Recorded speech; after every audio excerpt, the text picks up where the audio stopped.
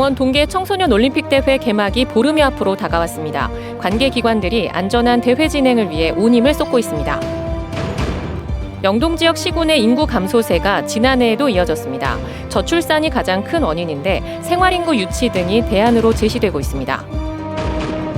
일본 지진의 영향으로 강원 동해안에 지진 해일이 관측된 가운데 도내 건축물의 80% 이상은 내진 설계가 아닌 것으로 나타났습니다.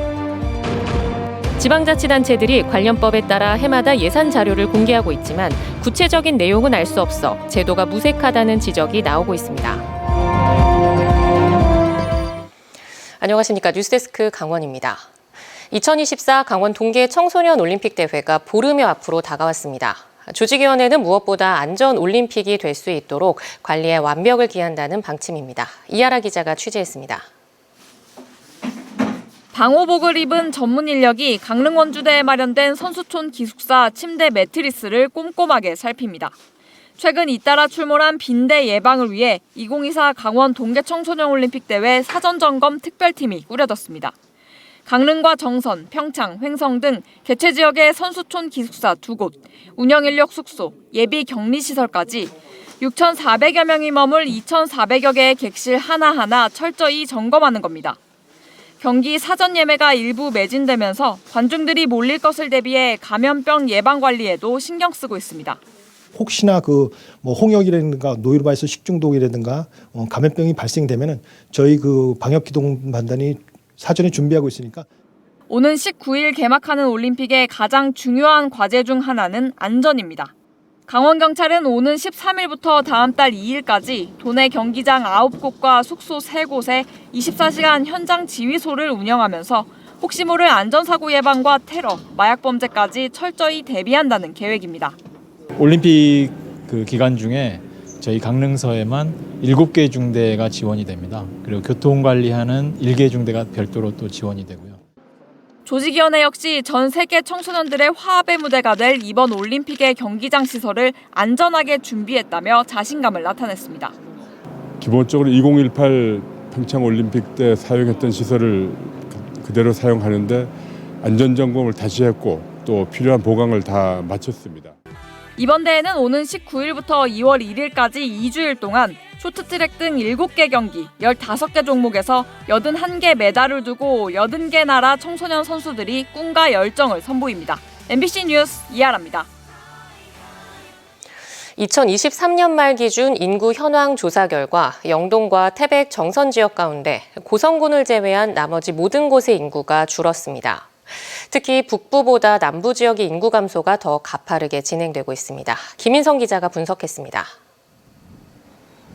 영동 지역 각 시군의 인구 감소세가 2023년에도 이어진 것으로 나타났습니다.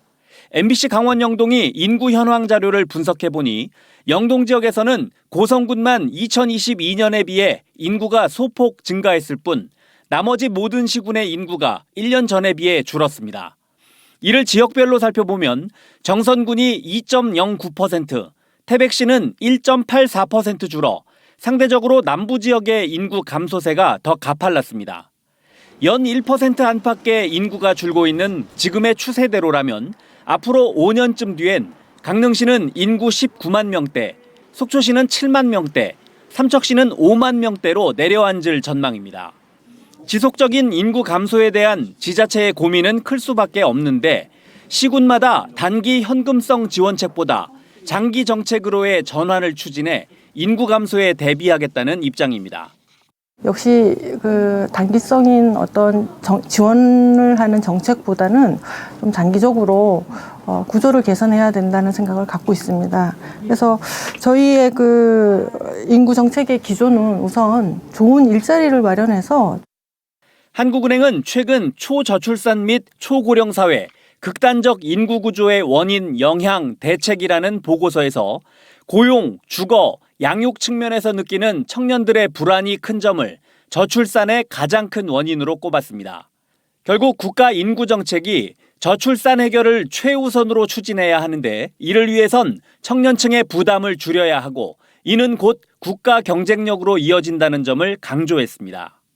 OECD 평균 대비 크게 낮은 가족 관련 예산을 대폭 내려서 양육에 대한 부담과 불안을 낮출 필요가 있겠습니다.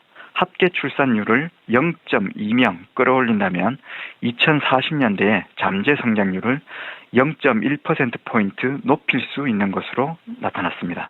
계속된 인구 감소는 결국 지역 소멸로 이어지며 국가 경쟁력을 위협할 수 있습니다. 이를 막기 위해선 지금은 저출산 문제 해결이 최우선 과제로 떠오르고 있습니다. MBC 뉴스 김인성입니다.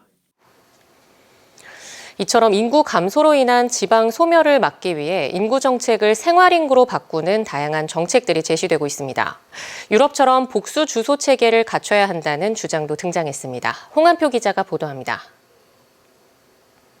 지난해 인구 21만 명 선이 붕괴되며 인구 감소세에 놓인 강릉시. 하지만 도심 교통은 갈수록 혼잡해지고 있고 관광지 음식점의 대기줄은 점점 길어지고 있습니다. 강릉시가 실제 체류 인구가 얼마인지 강원연구원에 용역을 맡긴 결과 주민등록 인구의 55%가량이 추가로 강릉시에 머무는 생활 인구로 파악됐습니다. 강릉시에서도 용역을 통해 생활 인구를 파악한 결과 지난해 기준 32만 8천 명에 달했습니다. 서퍼 등의 여행객이 장기 체류하는 양양군도 지난해 스마트 관광 빅데이터를 분석한 결과 생활 인구는 7만 5천 명으로 주민등록 인구 2만 8천 명의 2.7배에 달했습니다. 생활 인구는 주민등록상 인구를 포함해 통근, 통학, 관광, 휴양, 업무 등 다양한 목적으로 특정 지역에 방문해 체류하는 인구를 의미합니다. 행정안전부가 지방 기초단체 7곳의 생활 인구를 유형별로 파악했더니 인구 4만 3천 명의 철원구는 22만 명, 2만 8천 명이 사는 충북 단양은 27만 명, 10만 명이 거주하는 충남 보령의 생활 인구는 52만 8천 명으로 주민등록 인구보다 생활 인구가 적게는 2배에서 많게는 8.6배에 이르렀습니다. 지방 소멸의 위기 속에 생활 인구가 대안으로 떠오르고 있는 겁니다. 강원도 자치단체마다 기업과 직장인을 대상으로 일과 휴식을 병행하는 워케이션을 추진하고 관광객을 대상으로 일정 기간 살아보기 사업을 펼치고 있습니다. 강릉 살자 청년 정착 프로젝트도 추진 중에 있습니다. 또한 청년 농업인 또 어업인들을 위한 정착 지원도 적극적으로 추진하고 있습니다. 유럽처럼 아예 복수 주소지 제도를 도입하자는 주장도 나오고 있습니다.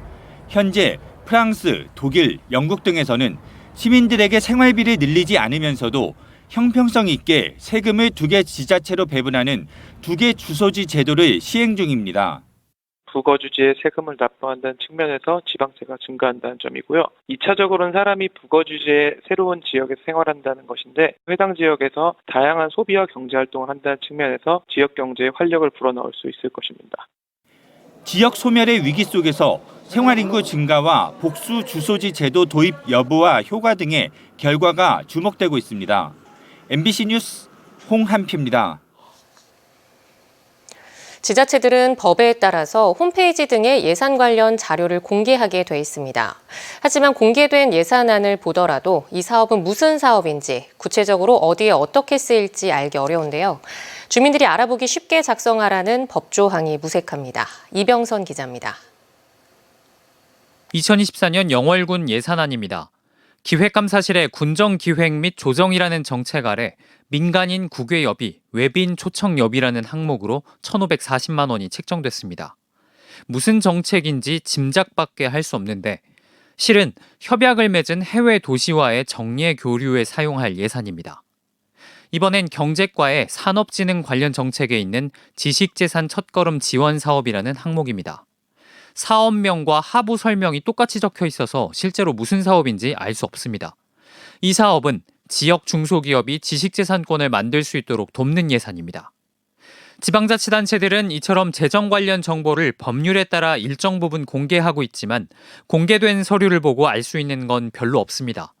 어떤 돈을 받아서 어디에 쓸 것인지 정한 세입세출 예산서는 처음 보는 사람에겐 암호문 수준입니다. 세부 항목의 설명을 보더라도 이해하기가 쉽지 않습니다. 간단한 사업 개요와 전년도 집행 실적, 취지 같은 것들이 적혀 있어 이해를 도울 수 있는 주요 사업 설명서는 시민에겐 공개돼 있지 않습니다. 예산 심사 때 참고하라고 의원들에게 제공될 뿐입니다. 이처럼 법적인 형식만 갖춘 공개는 주민들이 예산을 이해하고 참여하는 데 장애물이 됩니다. 혹시 올해 주민참여 예산제를 시행해서 채택이 된 안건이 어느 정도나 있었을까요? 한 건 정도 지금 관련 부서에서 예산이 반영된 거로 그렇게 알고 있습니다. 이제 주민참여 예산제도 지금 감액이 되고 예산 관련 서류만이 아닙니다. 각종 지출과 관련된 사항도 제목만 있을 뿐 내용은 알 수 없고 의미 없이 기나긴 숫자만 나열돼 있거나 아예 열리지 않는 페이지도 있습니다. 주민이 이해하기 쉽도록 작성해야 한다는 법령은 그저 법령으로만 남아 있습니다. MBC 뉴스 이병선입니다. 강원도 건축물의 80% 이상은 내진 설계가 돼 있지 않은 것으로 나타났습니다. 국토교통부 자료에 따르면 지난해 7월 기준 강원도의 내진 설계 대상 건축물 35만 5천 동 가운데 내진 성능 확보가 이루어진 건축물은 4만 5,800동인 것으로 집계됐습니다.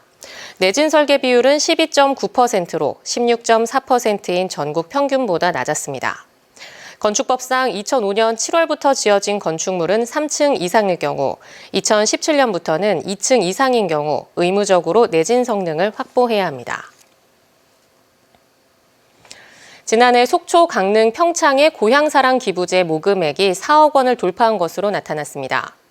속초시는 지난해 4,119명이 기부에 동참해 4,420만 원을 모금했고, 특히 연말정산을 앞두고 10만 원 기부가 늘며 전체 기부자의 87.7%로 나타났습니다.